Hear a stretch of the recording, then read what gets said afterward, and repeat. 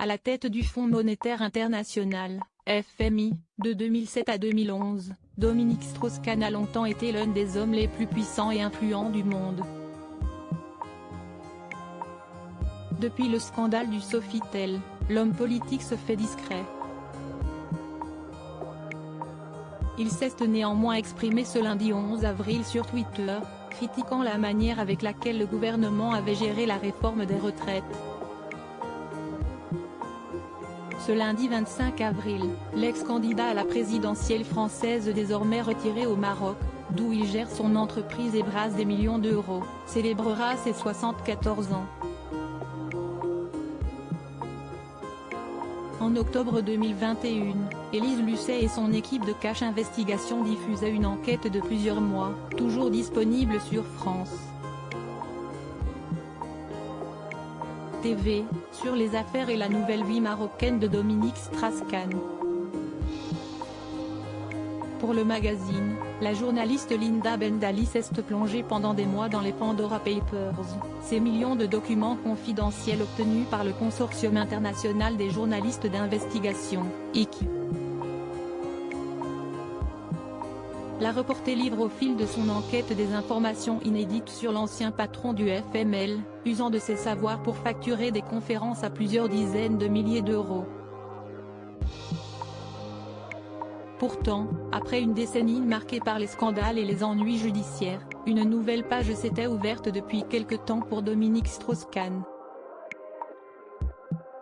L'ancien patron du FMI et candidat à l'élection présidentielle de 2012 a fêté le 25 avril dernier ses 73 ans. L'occasion de revenir sur la vie heureuse qu'il mène aujourd'hui. Une vie à l'abri des regards et à quelques kilomètres de Casablanca, la capitale économique marocaine. Supérieur à Dominique Strauss-Kahn, qui est sa femme Myriam Laoufir. Depuis 2013, l'ancien homme politique français dirige la société Parnasse International qui conseille notamment des chefs d'État africains. C'est le cas de Denis Sassou Nguesso, président de la République du Congo, en place depuis 1979.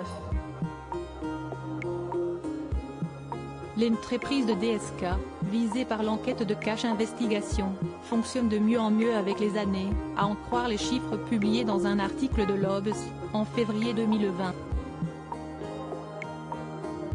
En 5 ans, Dominique Strauss-Kahn aurait en effet gagné près de 21 millions d'euros dont 5,3 millions d'euros en 2018. Un gain qui le placerait en 13e position du classement des rémunérations des grands patrons du CAC 40. À l'évidence, Dominique Strauss-Kahn n'a jamais gagné autant d'argent de sa vie, précisait d'ailleurs l'un de ses proches au magazine, l'année dernière. Heureux avec sa femme Myriam Laoufir en parallèle de son activité professionnelle, l'ancien ministre de l'économie, des finances et de l'industrie sous Jacques Chirac, vit avec son épouse Myriam Laoufir. Après 3 unions qui se sont tous soldées par des divorces, DSK a épousé en 2017 cette femme d'affaires franco-marocaine, aujourd'hui âgée de 55 ans. Soit 5 ans après leur rencontre et 1 an après avoir divorcé de la journaliste Anne Sinclair. En avril 2020, Myriam Laoufir, qui est donc sa 4e épouse et avec qui il vit désormais dans un riad situé à Marrakech, avait accordé une interview à Gala. Dans celle-ci, elle se confiait pour la première fois sur sa vie personnelle, précisant qu'il était difficile d'être séparée de ses enfants durant le confinement, au début de l'épidémie du coronavirus. Au Maroc, des mesures très strictes ont été rapidement mises en place. En raison de la fermeture rapide des frontières, je suis séparée de mes enfants, ce qui m'est très pénible, nous confiait-elle alors. Je n'ai pu, ni les faire venir ici, ni les rejoindre en France, les lignes aériennes ayant subitement cessé de fonctionner. Et d'ajouter, j'ai tout essayé, mais il était déjà trop tard.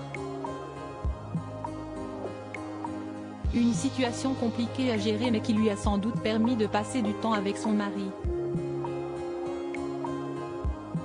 Article écrit en collaboration avec 6 médias Crédit Photo, Philippe Doignon.